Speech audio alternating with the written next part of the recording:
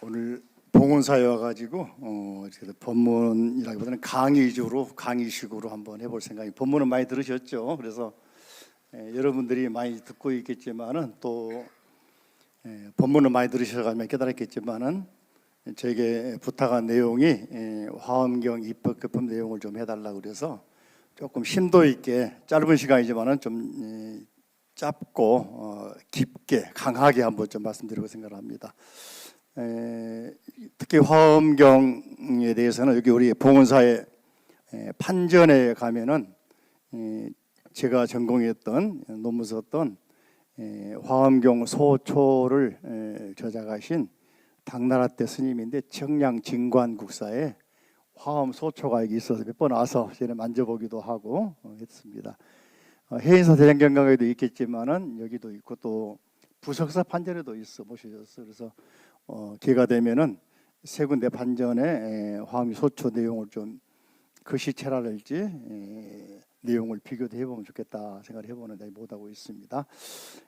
아무튼 봉헌사 그러면 또 화엄 도량글에서 약창계를 많이 한다고 오늘 약창계를 많이 해보셨다고 그래가지고 중간중간 아는 내용 같이 해볼 테니까 한번 들어보시고 여러분들이 평소에 독성한 내용하고 오늘 강의라고 그럴까요? 법문 들은 내용하고 비교해 보시면서 부족한 부분은 채워가시기를 한번 기대해 봅니다. 화엄경 그러면은 화엄경 본래 이름은 따라할까요? 대방광불 화엄경 따라볼까요? 7글자에서 가장 핵심 글자가 뭔가 물어보면은 많이들 잘 모르더라고요. 그래서 제가 설명해 드리면은 가장 핵심은 부처님입니다. 부처님 대방광불 인도말로도 마하 간다비오하 붓다 스트라 마하 바이풀야 붓다 간다비오스라 그러는데 마하 바이풀야란 말은 부처님을 수식한 말입니다. 대방광이란 말은 부처님을 수식한 말이 대는 위대한 부처님, 방광은 넓고 크신 부처님. 부처님이 핵심이죠, 그죠? 그 내용을 부처님을 화엄이라고 하는 세 개의 비유를 든 겁니다. 화엄은 본래 간다비화 그러는데 간다비화는 네 글자로 번역을 했습니다. 잡화음식 따라가 잡화음식 이걸 줄여서 화엄 그런 거예요. 잡이란 말은 섞여 있단 말이고 화는 꽃이란 말이고 엄은 엄과 식은 데콜레이션 장식한단 말입니다. 수많은 꽃으로 장식되어 있는 세계. 우리 인간도 하나의 꽃이고 우주도 꽃이고 모든 만물이 꽃이란 말이거든요. 꽃이 필 때는 왜 피겠습니까? 열매를 맺게 피는 거잖아요. 그래서 열매란 말은 불교에서는 부처라고 하는 열매를 맺기 위해서 꽃이 피어 있는 거다. 장엄하고 있는 것이다. 그래서 부처님은 우리에게 가르침을 주시는 걸 불교 그러는데 여기서 또 하나 더 나가가지고 화엄경에서는 부처님 되는 가르침 해볼까요? 부처님 되는 가르침. 앞으로 불교 설명할 때 불교 그러면은 부처님 가르침이라고 설명하면은 좀 수동적이 되고 소극적이 된단 말이죠. 적극적으로는 우리가 부처님 말씀 배워가지고 누가 된다? 부처님 되는 것이다. 이게 목표고 화엄경의 목표이기도 하고 오늘 여러분들에게 말씀드릴 입법개품의 목표이기도 합니다. 윤회의 핵심이기도 합니다. 근데 부처님 되면은 부처님 돼가지고 소위 말하면은 대통령 돼가지고는 대접만 받고 가만히 있어야 되겠습니까? 아니면은 중생을 위해서 국민을 위해서 일을 해야 되겠습니까? 일하는 게 뭐냐? 보현행 그럽니다. 뭐라고 한다고? 보현행 실천. 바로 요 내용들이 집약되어 있는 내용이 화엄경 특히 요 내용을 실천적으로 표현한 내용이 바로 입법개품인데 입법개품 들어보셨죠? 근데 혹시 출법개품 들어봤어요? 법계 나왔단 말 들어봤어요? 여기는 들어간단 말을 하고 있죠. 오늘은 들어간다는 게 뭐고 법계라는 게 뭐고 또 법계를 깨달은 게 뭐고 또 깨달아가지고 어떻게 해야 되는가까지 나온 내용이 입법개품인데 약창계에서 여러분들은 많이 들어봤을 겁니다. 중간에 보면은 선제동자 선지식 들어봤어요? 그 중에 뭡니까? 문수, 차리, 제제일 기억납니까? 그 다음에 뭐예요? 덕운, 해운, 선주성, 미가, 해탈 쭉 나오죠.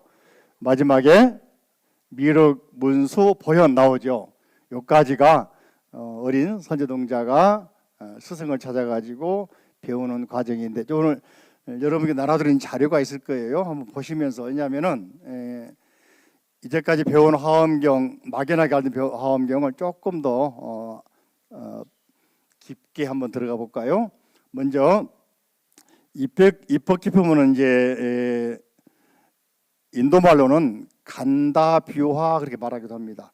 간다뷰화란 말을 아까 한자로는 자파음식이라 번역했다고 그러는데, 실제의 뜻을 깊이 이제 인도말로 분석해 보면은 연극이나 어떤 큰 행사 때 대단원의 마지막 종착역을 향해서 간다 뜻이 있는 거예요. 그러니까 우리가 수행하는 과정, 살아가는 과정이 어떤 과정, 화려하게 꽃을 피우고 화려하게 장시가 무대라 하더라도 결과적으로는 부처님이 되기 위해서 가는 과정, 부처라고 하는 열매를 맺기 위한 과정. 열매를 맺으다 하면 열매가 어떻습니까? 많은 사람에게 양식으로 제공해 주잖아요. 그걸 말하고 있는 것입니다. 그래서 법계에 들어간다는 말은 깨달음의 세계에 들어가다. 그래서 법계란 말을 먼저 이야기를 하는데, 이 법계에 들어가기 위해서는 따라할까요? 발심을 한다. 뭐라고? 발심은 두 글자인데 네 글자로는 뭐라 할까요? 발보리심. 뭐라고요? 이걸 또 갖춰 말하면은 발 안욕 따라 삼맥 삼보리심. 다시 한번 시작. 발 줄여서 발보리심, 두 글자로는 발심. 그죠? 발심하는데 무조건 이제 불교를 배워야 되겠다, 알아야 되겠다 마음을 냈는데, 누구를 찾아가야 될 것인가, 누구를 만나야 될 것인가, 이걸 이제 우리는 선지식이라고 그럽니다. 선지식. 그죠? 스승을 만나라. 그죠? 그래서 제대로 된 스승을 만나고 제대로 된 가르침 배우고 나서 이걸 다시 이제 실천하라. 행. 그죠? 그러면 이제 실천 속에서 깨달음을 하나하나 이루게 될 것이다. 이런 과정을 한자로는 신해행증 그럽니다. 따라할까요? 신해행증. 뭐라고요? 네. 근데 믿을 때 우리가 기독교에서도 믿음 그러면 신앙 그러고, 또 유교에서도 뭡니까? 오상을 말할 때 인의예지하면서 한가운데 신을 말합니다. 근데 불교의 신과 기독교의 신과 유교의 신은 한자는 같은데 뜻이 틀려요. 기독교적인 신은 일단 예수를 믿어야 된단 말이, 그래야 천국 간단 말이지. 또 유교에서 말하는 신은 모든 것은 인간관계 속에서 또는 신의가 있어야 한다는 말로 신을 해석을 합니다. 그러나 불교에서는 나 자신이 부처라는 것을 확신을 갖는 것이다. 이걸 가장 잘 설명한 책이 뭐냐? 신신명입니다. 들어봤습니까? 신신명.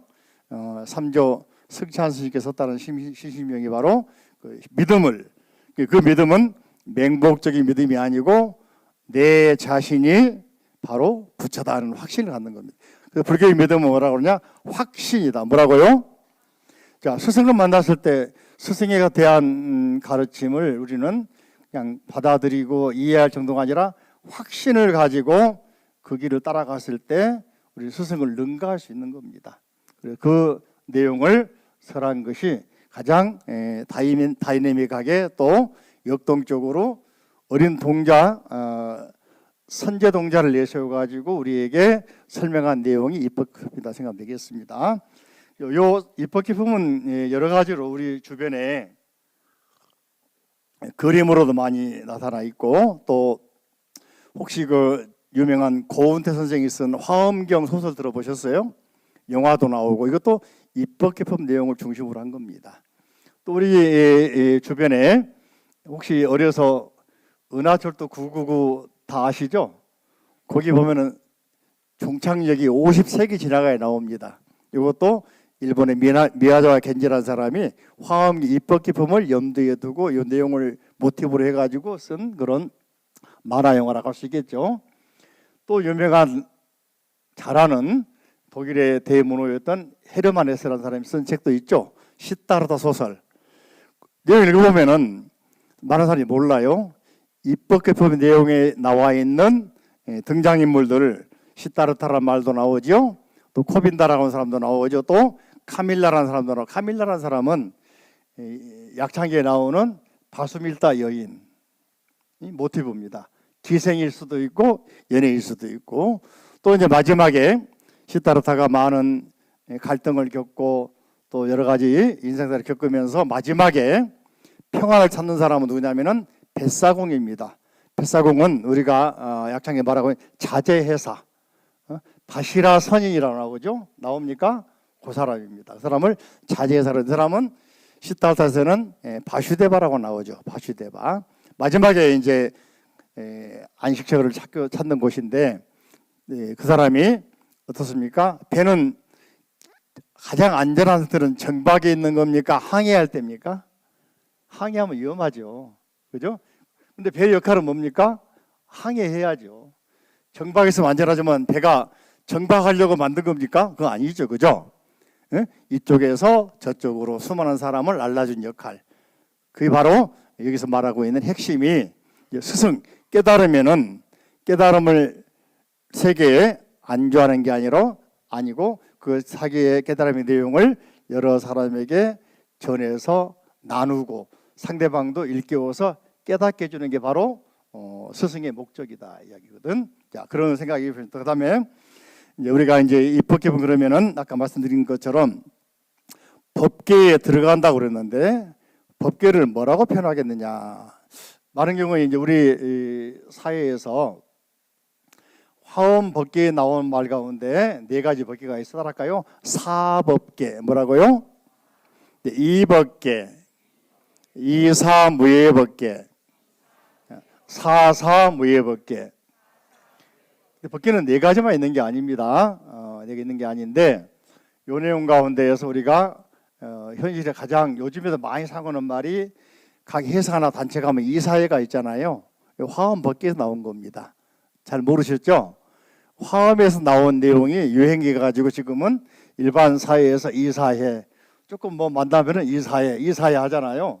바로 이법계, 사법계, 이사무예법계, 궁극적으로는 사사무예. 요 내용을 설명한 내용이 바로 우리 판전에 모셔진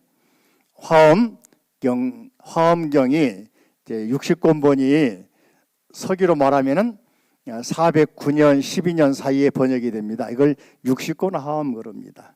그보다 270년 후에 708, 90이 돼가지고 당나라 측천무 때 80권 화엄이 번역이 됩니다. 그보다 또 좀 후에 800년 중반에 40권 화엄경이 번역이 됩니다. 그 화엄경 크게는 세 가지가 있습니다. 60권본, 여러분이 알고 있는 의상대사는 60권본 가지고 공부한 사람입니다. 그죠? 여기 판전에는 80권 화엄경에 대한 해설서, 소가 60권, 초가 90권. 그 해설서가 90권 플러스 60권이면 150권이에요. 80권 화엄경 플러스 계산해 보세요. 산수적으로 화엄경 80권, 그죠? 소 60권, 초 해설서 또 이게 90권, 총 합해 몇 개입니까? 산수해 보세요. 계산해 봤어요? 여기에 판각이 되어 있습니다. 여기에 왜 되어 있냐? 너무 유명하고 중요하니까. 여기에 판각된 책의 내용은 일화가 있습니다. 중국의 어떤 엽덕생이라는 사람이 판각 뭡니까? 경판을 찍어가지고 만들어가지고 배에 실어서 화엄과 인연 있는 땅에 달아 해가지고 배에다 실어 보냈다고 그래요. 그 화엄경만 보낸 게 아니고 뭐 몇 가지 보냈겠죠. 사람이 없는 배인데, 근데 그 배가 흘러가지고 우리나라 전라도 나주 쪽으로 또는 신안군 쪽에 임자도로 도착했단 말도 있어요. 그걸 이제 발견한 사람들이 나라에다가 수상한 배가 도착해서 열어보니까 화엄경과 화엄경 소초가 담겨 있더라. 그래서 조선 숙종 때 왕에게 이제 그걸 바치니까 가져와 봐라 했어. 그래서 숙종이 읽어보고 너무너무 푹 빠져가지고 며칠 동안 정사를 안 보고 책을 읽고 있었다는 거 아니에요.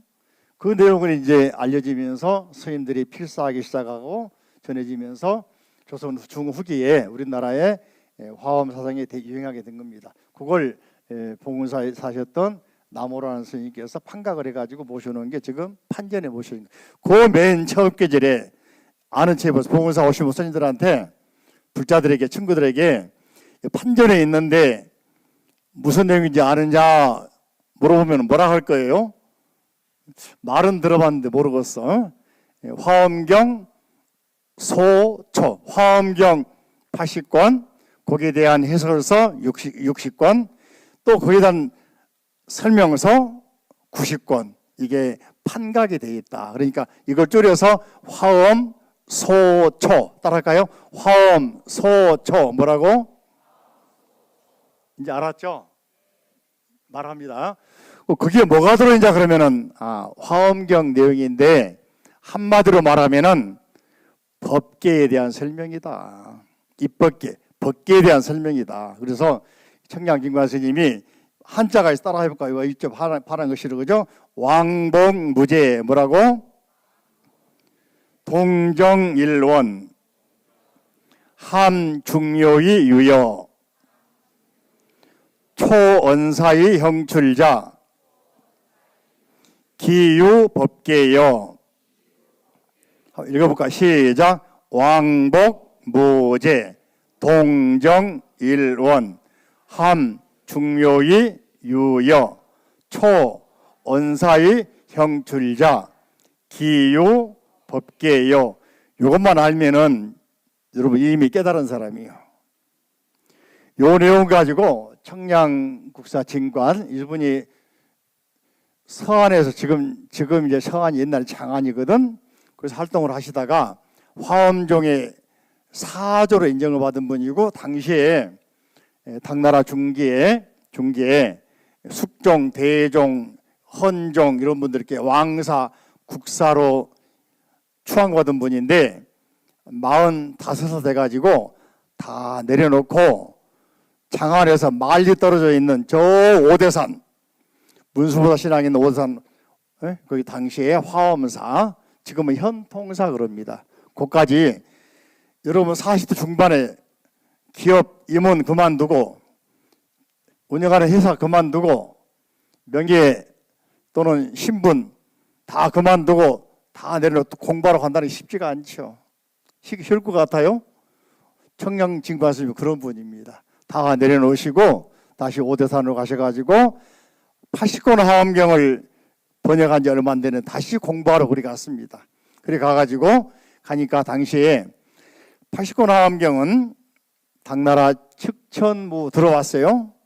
측천무하고 우리나라는 관계가 많습니다. 쉽게 말하면 신라하고 나당연합군 만들어가지고 백제를 멸망시키고 이어서 고구려를 멸망시키고 또 신라 우리 조선 반도를 한반도를 지배하려고 했는데 신라의 문무왕이 다시 당나라 군대를 밀어내서 삼국 통일하잖아요. 그게 이제 발해까지 하면은 남북국시대라고 그러기도 하는데, 아무튼 약했던 신라가 당나라 힘 빌려가지고 통일하거나 다시 당나라 물리치고 나서 완전한 통일을 이루잖아요. 바로 그때 중국의 황제가 여자 황제 누구냐면 측천무라는 사람이었어요.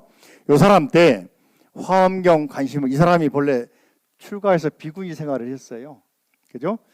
잘 모르겠지만은 공부해 보면은 당태종의 이제 후궁으로 있다가 당태종이 죽고 나서 감업사라는 절로 보내 비구니 생활을 하다가 다시 당태종 아들이었던 나중에 당고종 이치라는 사람의 궁으로 다시 불려 들어와서 나중에는 궁녀가 뭡니까? 황녀가 돼가지고 나중에는 고종이 아프니까 섭정하다가 고종이 죽고 나서는 아들에게 안 물려주고 자기가 황제가 돼버렸습니다. 그래서 측천무가 약 당나라를 45년간 통치한 적입니다. 이치가 고종이 죽기 전에 한 25년, 또 자기가 직접 통치가 20년. 그래서 나라를 바꿔버렸어요. 후주라고 그랬는데 죽고 나서 자기가 말년에 아들 현종에게 뭡니까? 물려주고 죽지 않습니까? 중종에 물려 죽었는데, 그래서 이제 이 사람을 여러 가지 평가하는데, 그때 절에 살면서 공부를 얼마 많이 했겠습니까? 그죠?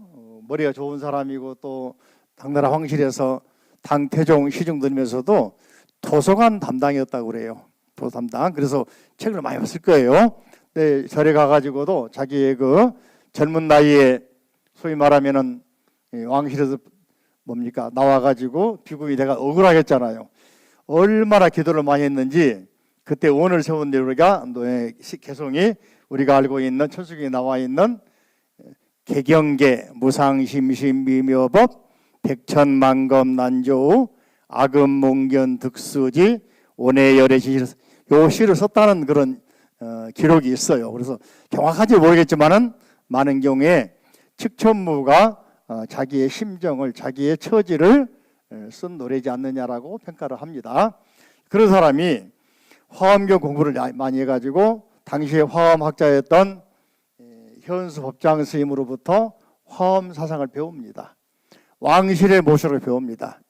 왕이 돼가지고 그때 현수 법장 스님이 화엄의 이치를 여기 나와 있는 사법계, 이법계, 이사무예, 사사무예법계 원리를 설명하는데 이해가 안 됐던가 봐요. 그러니까 현수 법장 스님이 당시 직천무가 앉아있는 용상이 당시에는 황금으로 만들어 황금으로 또 사자 모양이야.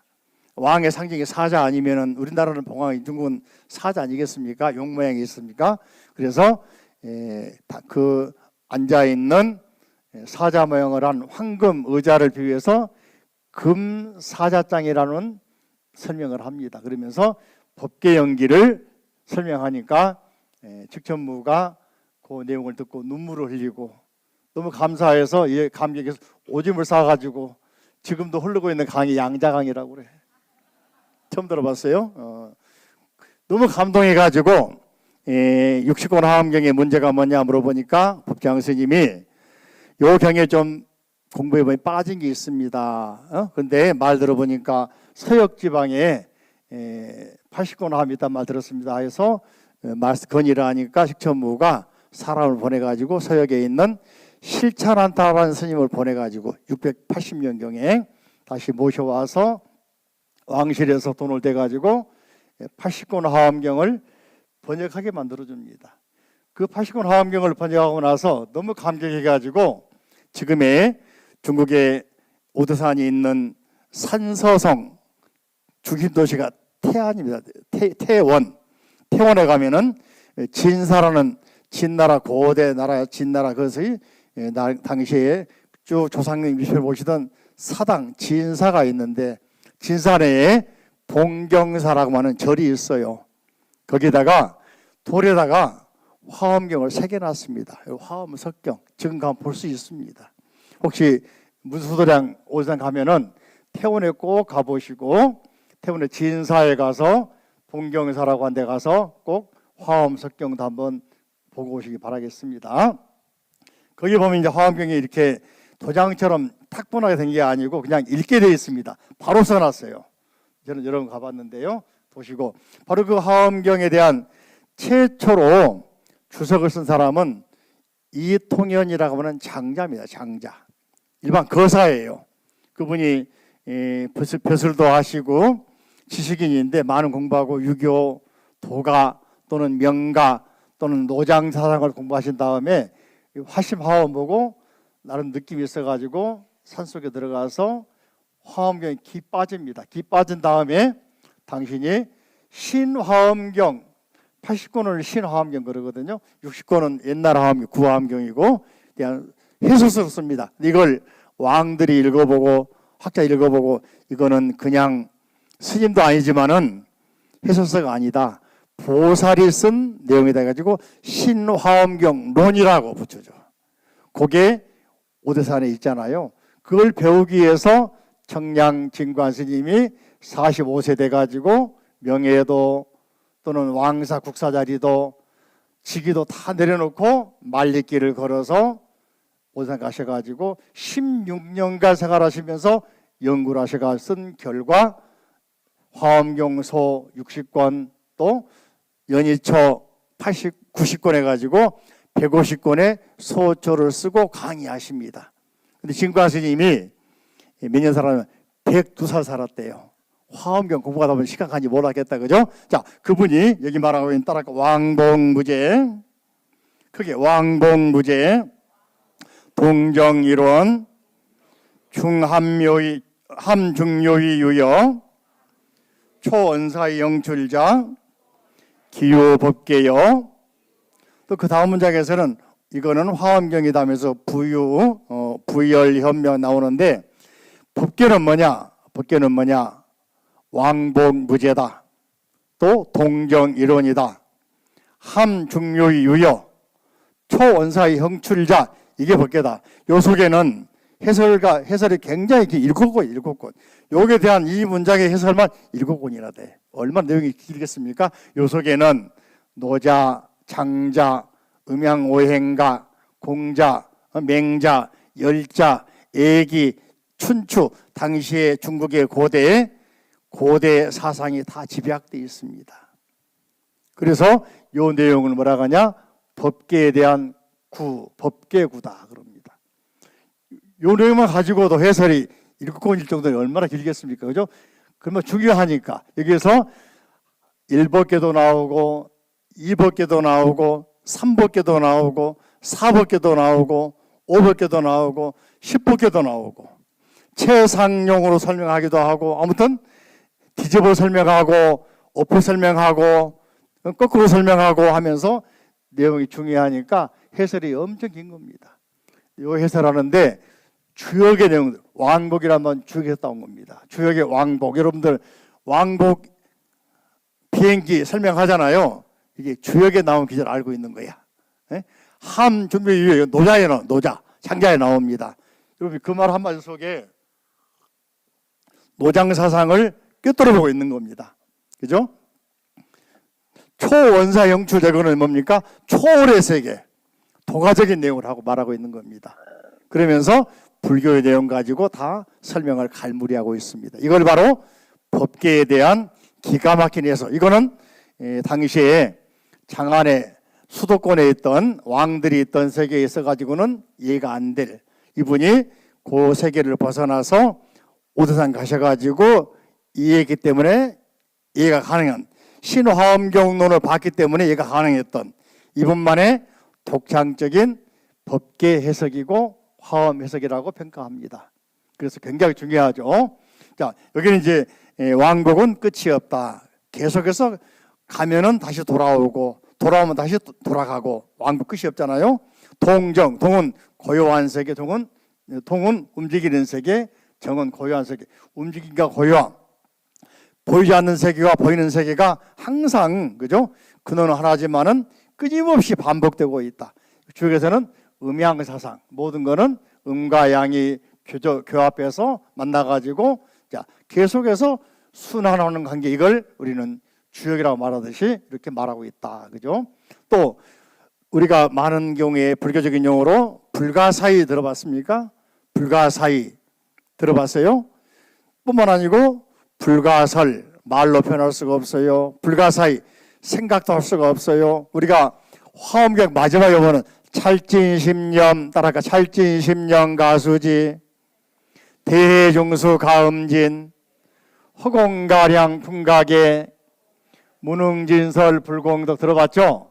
이것도 부처님 공덕은 찰진심념 가수지, 대해중수 가음진, 허공가량 풍각에, 무능진설 불공덕 말하듯이 바로 법계의 세계를 이렇게 표현하고 있습니다. 이런 법계의 세계를 인도말로는 뭐라고 할까? 따라할까요? 다르마 다투. 뭐라고? 다르마는 달마란 말이죠. 법이란 말이죠. 다투는 현상세계 말이야. 이 두 글자가 모아진 게 법계야. 법과 계. 이걸 주자란 사람은 성리학에서 성과 리, 리와 기, 리, 법을 리로 표현하고 계를 기로 표현했습니다. 나중에 리기 이론이냐, 리기 이론이냐, 이런 모든 원리가 청량진관의 화엄소초에서 나온, 이걸 나중에 송나라 시대에 유생들이 또는 음양오행가들이 요 내용을 읽고서 그러니까 공자님 말씀하신 유교하고 송나라 시대 이후에 만들어진 성리학하고는 틀려요. 이름만 유교입니다. 논어로 배운 유교야. 그 유교 성리학 또는 주자학 속에는 화엄 법계 연기가 그대로 인용이 되고 있습니다. 그러다 보니까 주자가 말이죠, 자기가 좀 거시기 했는지 성리학 주장하면서 불교를 비판합니다. 자기가 거기서 끄집어 왔단 말은 못하고 모방했단 말은 못하고 그냥 죄 없이 불교를 비방합니다. 왜 그럴까요? 지가 거시기 하니까, 괜히 미안하니까. 사람들 오히려 그러다 보니까 관심을 많이 가져가지고 청량국사 화엄 소초를 많이 읽게 되고 그랬어요. 유행하게 되면 오히려, 그죠? 자, 그다음에 이제 요 내용을 말이죠, 당나라 헌종이라는 사람이 법계를 갖다가 질문하니까 당시에 왕의사 국사로 계시던 청량 스님이 그분에게 법계 설명을 쫙 하시면서 뭐라 했냐면, 거기 책에 자료 나왔습니까? 그죠? 법계는 뭐냐? 그러니까 중생의 성체, 본성의 체, 바탕이요. 또 부처님께서 법계의 본성에 맞추어서 화엄경을 설했습니다. 또 법계에는 니와 사, 사와 이 사이에 이와 사가 서로 융합되어 있습니다. 이 법계는 내 자신 마음속에 되어 있는 것이고 내 몸에 되어 있는 것이고 우리 주변에 되어 있는 것이고 이 우주에 어디에나 법계는 없는 곳이 없습니다. 이렇게 말합니다. 그러니까 이 헌종이라는 왕이 너무너무 감동을 해가지고 요 스님에게 국사로 모시고 또 대신들에게 화엄 공부하라고 이렇게 소개해주고 해서 화엄 법계가 더 널리 알려지게 됐습니다. 자, 법계를 중시한 이유에 대해서 청량 스님은 그 화엄 소화초에서 표현합니다. 모든 경전의 중심이 뭐냐? 법계다. 그죠? 뿐만 아니고 남아있죠. 일체 중생의 미오, 깨달음 또는 어리석음, 그 핵심이 법계다. 법계를 깨달으면 부처님이요, 법계를 못 깨달으면 중생이다. 그래서 화엄경에서는 심불급 중생 시삼 부차별 들어봤습니까? 따라할까요? 심, 불, 급 중생 시삼 무차별. 마음이 있는데 마음을 깨달으면 부처님이요, 마음을 못 깨달으면 중생이요.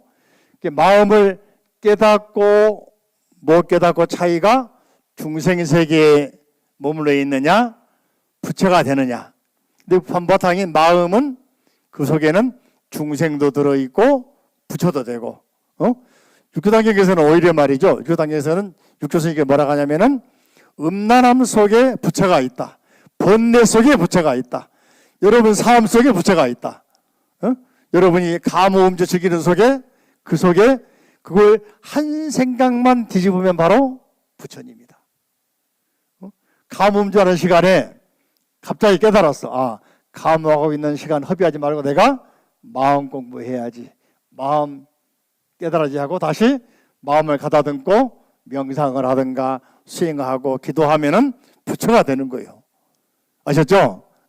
갑자기 술 마시려고 하는 연애 가려다가 돌아와가지고 명상해버려. 멋있잖아요. 뭐 하려고? 부처가 되려고. 멋있죠? 이런 가르침을 바로 누구냐? 우리 순간순간 자각하는 그 순간 속에 부처가 있다. 그 이야기입니다. 자, 또 넘겨보시면은 그 여러 가지 있는데 시간이 많이 좀 제약되어 있기 때문에, 자, 이 법계 보면 크게 보면은 근본법회와 지말법회로 나눕니다. 따라가 근본법회, 지말법회. 근본법회는 말이죠, 금강경을 보면은 부처님께서 바로 들고 탁발 가셔가지고 바로가 들어오셔가지고 공양을 반사이 수의발하고 다 정리하고 또 세족이 손발 씻고 부자위자 자리에 앉는 요 순간이 근본법회입니다. 다시 말하면 삼매의 두 순간이에요. 이미 법이 끝나버렸어. 근데 이제 대중들을 위해서 질의응답, 요즘에 유행하고 있는 게 증문즉설이죠. 모든 경전은 묻고 답하고. 답하고 묻고가 아니고 따라할까? 묻고 답하고. 뭐라고? 수모리가 묻고 부처님이 답하고. 그죠? 반야신경도 사리불이 묻고, 반야신경 부처님이 답한 게 아니에요. 관세음보살이 답하고. 반야신경 부처님 아닙니다. 관세음보살이 답합니다. 그 중심은 사리불이 묻고 관세음보살 답하시고, 화엄경은 89 전부 다 부처님 살한 게 아니고 부처님은 두 개 품살합니다. 아성지품, 열애수량품. 나머지는 수많은 보살들이 묻고 답하고 문답하고. 그렇게 이 불교의 법회 현상은 자유로운 거야. 딱딱한 게 아니고 여러분이 궁금한 거 묻고 그중에 선지식 스님 되는 분이 답하고 묻고 답하고. 이게 바로 모여진 게 경전이 되는 겁니다. 화엄경 다 부처님 말씀하신 줄 알았죠? 아니에요. 가장 짧은 아승지품, 열애상, 비중 중요하지 않아. 이런 부분을 살아한 분이 부처님. 나머지는 다 문수보살, 또 그의 수많은 보살들이 등장해가지고 서로 묻고 답하고. 이런 내용이 화엄경입니다. 자, 지금 앞에는 이제 여기서 문수보살이 말이죠. 복성의 동쪽에 있는 곳에서 당신이 문수보살이 수마 대중과 함께 쭉 가고 있는데 사라림 있는 뭡니까? 대탐묘죠. 큰 탑이 있는 거. 그 탑은 과거세에 수많은 부처님들이 고행한 곳이라고 그래요. 거기에 가는데 가중에 용왕들이 10,000명이 모여 있고, 또 우바세, 남자 신도는 뭐라 한다? 우바세. 여자 신도는 우바이. 뿐만 아니고 동자, 동녀 많이 모여 있는데 그 중에 거기에 약창에 보면 선제, 동자, 동남녀 나오잖아요. 그러니까 동자가 500명, 동녀가 500명 모여 있어. 그 가운데 문수보살이 선제 동자를 향해서 질문을 합니다. 너는 보니까 선근이 있어 보이는데 내가 지시한 대로 내가 말한 대로 행을 해보겠느냐. 그러니까 예 그래. 여러분 아기 데리고 가는데, 어린아이 데리고 가는데 스님이 나타나가지고는 출가시키려면 그러면 기겁할 거 아니요. 근데 그 동자는 당당하게 따라하겠다고 그럽니다. 그러면서 자, 지금 내가 여기서 지시할 테이니 남쪽으로 110개 성을 지나서 다시 찾아오면은 나를 만날 것이다. 다시 미륵, 문수, 보현 만나잖아요. 이 과정을 말하는 것인데 이걸 뭐라고 말하거냐? 영어 산수에서 말하면은 영도에서 출발해가지고, 영도 초발심에 출발해가지고 쭉 가면은 90도 만나죠. 180도 돌아오면 360도죠, 그죠? 360도 그 자리가 본래 그 자리다. 변정각의 자리다. 초발심즉 변정각. 들어봤죠? 따라할까요? 초발심즉 변정각. 뭐라고? 그러니까 초발심시 변정각. 본래 그 자리. 삥 돌아 찾아갔는데 다시 문수 만나. 그 문수가 누구냐? 처음 만난 문수인데 수행을 했기 때문에 그때의 문수는 이미 깨달음이 갖춰진 문수란 말이지, 그죠? 처음 발심한 문수, 본래 그 문수는 다르지 않지만은 그 내용이 달라지고 있죠. 자, 그런 내용을 하고 있는 것입니다. 자, 그런 가운데에서 문수보살이 뭐라고 하냐면은 먼저 처음에 발심해서 남쪽으로 가라 그러니까 선제동자가 말이죠. 자기가 말을 합니다. 생사는 성곽이요, 높은 암하는 성벽이요, 윤회하는 육색은 오히려 적이요, 애착은 오염됨은 깊은 연못이요, 원만은 이 없는 자비요, 청정한 지혜로 태양처럼 번뇌의 바다를 소멸하게 하오니 해탈의 문을 열어 전도망상 어디 나오죠? 반야신경에 원리 전도 몽상 나오죠? 같은 말이요. 그 망상을 여의고 떨쳐버리게 하소서. 이렇게 원을 세웁니다. 그래서 찾아가는데 덕운 스님 만나고 덕운, 해운, 선주 쭉 나가잖아요. 그런 과정에서 53명이 나오고 다시 문수 만나니까 54명이 되는 것입니다. 그 가운데에서 쭉 나와 있죠. 문수, 덕운, 해운, 선주, 미가, 해탈, 또 해당, 청신녀, 비목다로 나오는데 이 가운데 보살님이 5분이 나와. 문수보살, 보현보살, 관세음보살, 정치보살, 미륵보살. 그죠? 그 외에 또 비구스님 5분 나오고 또 장자라 그러면 여기 바로 사업가들. 당시에 장사를 많이 해가지고 나름대로 기반을 잡은 사업가들을 장자. 그분들이 많은 이 부처님 제자가 돼가지고 나중에 절도 지어주고 그래서 중림정사 만들어지고 기원정사 만들어지잖아요. 그런 부자들이 많이 땅을 또는 수영체를 많이 기부하고 그럽니다. 만들어지죠. 그 가운데 자 10번째 승열바람은 어린 동자가 이제 찾아가는데 스님 만나고 좋잖아요. 그죠?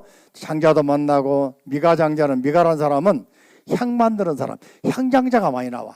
향 만드는 사람이 요즘에 향 테라피야. 향 가지고 치료하는 사람들. 요즘에 좋은 향 만나면은 머리가 맑아진다 말하잖아요. 그죠?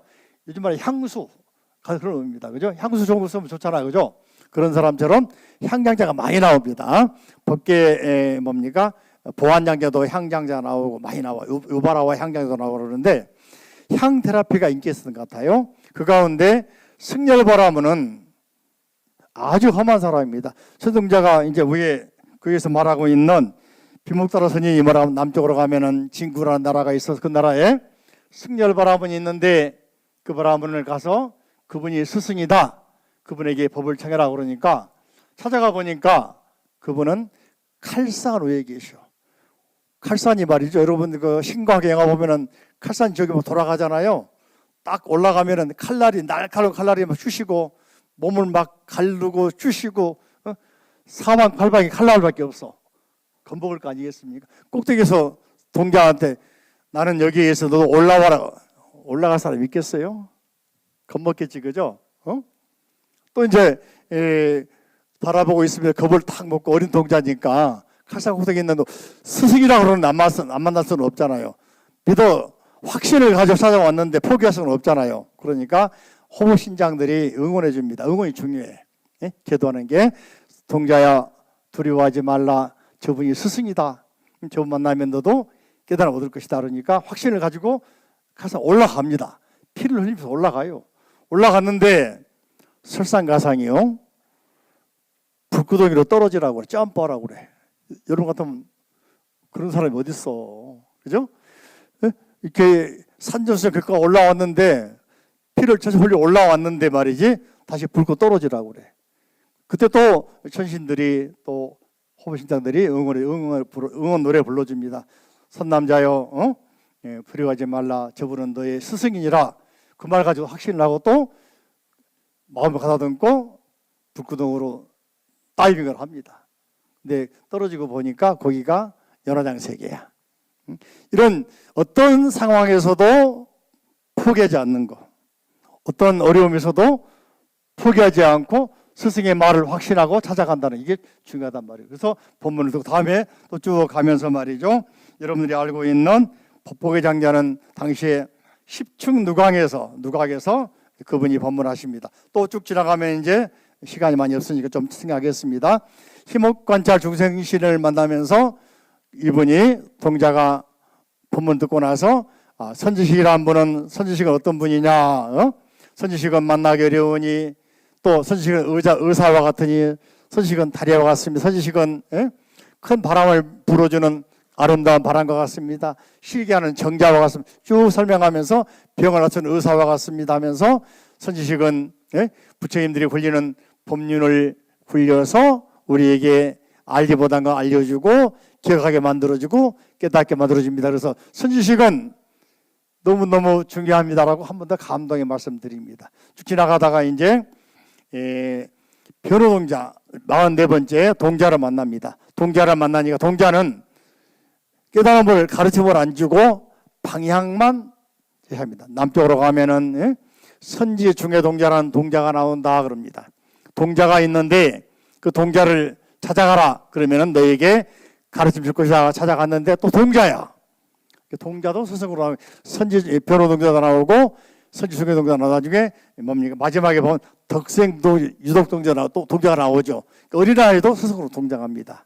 그래서 이 동자를 만나가지고 선지 중에 동자 이름 들어보면 느낌이 오는데 중에 수많은 예술을 하는 사람이다 말이거든. 이 사람이 동자를 만나가지고 찾아가니까 이 사람이 42글자의 다란이 글자를 알려줍니다. 여러분 알고 있는 글자입니다. 여러분들 사이에서 알고 있다는 말도 나온 겁니다. 여러분들 늘 쓰고 있는데 이게 어원이 뭔지 모르고 쓰고 있어. 따라할까요? 알아봤잖아. 따라할까? 알아봤잖아. 하엄경 말씀이요. 처음 들어봤어요? 이게 바로 선지성의 동자가 42가지, 42글자의 반야 바람이로 들어가는 잠오의 첫 글자를 알려줍니다. 마지막에는 타다야. 여러분 차 타다 그러잖아요. 타도 한 글자로서 반야 바람이 들어가는 유명한 잠오가 되고, 또 다도 마찬가지로 잠오가 되고. 그래서 우리 한글 보면은 성경에 상제했단 말이 아니요. 인도 말을 많이 빌려온 겁니다. 다 나와 있어. 그러니까 저기 오드산, 중국 오드산 가면 말이죠. 문수동자, 문수보살, 지혜심진원 그래가지고 알아봤잖아 훔. 요즘에 이제 스마트 시대니까 DDD 해가지고 알아봤잖아 DDDD 홈 본다니까. 이해가 됩니까? 그러니까 바로 이런 글자 한 글자 한 글자가 우리에게 깨달음을 주는 잠오단 말이에요. 이런 말이 화엄경에 나옵니다. 뿐만 아니고 많이 나오는데 좀 하고 다시 이제 미륵보살을 만난 미륵보살은 말이죠. 비로자나 장엄장 누각에 계시면서 앞에 서가지고 동자야 요리하라 그럽니다. 그 52명의 선지식을 만나가지고 쭉 찾아왔는데 비로자나 장엄장 누각에 앞에 일어나면서 미륵보살이 마지막으로 손가락을 다 튕겨줍니다. 그러니까 문이 쫙 열려. 속에 보니까 너무너무 아름답고 황홀하고 아주 장엄한 세계, 요즘 말하면 판타지아의 세계, 유토피아 세계 열립니다. 그 세계 보면서 이런 세계가 바로 깨달음의 세계니라. 드디어 미륵보살 만나면서 자 중생 세계에서 등각의 세계, 부처님 세계로 들어간다. 그게 바로 입법계입니다. 그 속에 들어가서 다시 지나가니까 문수보살을 만나는데 미륵보살 만나면 미륵보살을 딱 만나서 문 열리는 순간 동자의 변화가 옵니다. 뭐가 올까? 따라할까요? 불망염지. 뭐라고? 여러분들 물망초를 뭐라고 그래? 포개 및 나오 그잖아요. 나 잊지 말라 그잖아. 그죠? 낫 포개 및 그잖아. 포개 및 나오 나 잊지 말라 그잖아요. 여기서 물망초가 아니고 불망염지. 따라 한번 해볼까요? 시작. 과거 전생에 또는 1급 전에 10급 전에 또는 수많은 부처님 출견하면서 배웠던 기억이 다 되살아나 버려. 부처님이 되니까 3세의 지혜가 열려버리는 거야. 그러고 싶지 않으세요? 그럼 어떻게 해야 돼? 포기하지 말고 열심히 기도하고 또 수행하고 또 스승 찾아가서 만나서 배우고 또 보시도 하고 공양도 올리고 해. 바로 이게 입법 그 품을 설한 이유란 말이지. 그죠? 이렇게 하니까 문수보살 다시 문수보살이 만나니까 무슨 뭐라 하면 동자야 너는 내가 처음 가르쳐준 믿음을 저버리지 않았구나. 그 믿음이야말로 확신, 믿음이야말로 바로 지금의 너를 있게 만들어진 것이 바로 뭐냐? 믿음이다. 믿음을 절대로 잊지 말고, 믿음을 저버리지 말고, 불신하지 말고, 끝까지 믿음을 향해서 흘러가면은 결국에는 다시 부처가 된다. 다시 더 가면은 저기에 누가 보현보살이 계시라면서 합니다. 그때 동자가 뭐라고 하냐면 무슨 뭐냐면 내가 믿음이 굳건하지 않았다면은 절대로 공덕에 만족하지 않고 그 행원을 익히지 못했고 또 수지식 가르침에 보호를 받지도 못했고 결과적으로 이 자리에 못 왔다. 그래서 믿음을 확신을 가지고 그 산전수전 겪으면서 왔기 때문에 여기에 나를 다시 만날 수 있었고 내가 드디어 등각의 세계, 부처님 세계에 올 수 있었다라고 이렇게 말씀하시면서 하나 더 가라. 하나 더. 이거를 선에서 뭐라 하면 따라할까요? 일초직입 열애지. 뭐라고? 우리가 높은 데 올라갔는데 아까 카산에 올라갔는데 스승이 뭐라 그러냐? 불구덩이에 떨어져라. 그게 일초직입. 한 번에 단박에 열애지 올라갔다 했단 말이지. 그 바로 열애지가 어디냐? 불구덩 속이야. 불구덩은 뭡니까? 중생세계, 우리 현상세계. 호랑이 잡으면 어디로 가야 됩니까? 호랑이 속으로 가야 돼. 알아들었습니까? 다시 말하면 여러분들도 오늘 배운 내용 또는 복음사에서 백호자원에서 배운 내용 또는 평소에 공부하면서 배운 내용들을 혼자 담고 있으면 이거는 소승이라고 그럽니다. 이걸 그죠? 불구덩이 속에 중생 속에 세속으로 가서 한마디라도 알려주는 게 보다 보현행원입니다. 그래서 보현보살을 만난 이유는 보현행원을 잊지 말고 중생세계에 들어가서 중생구제에 책임을 다하라 이야기예요.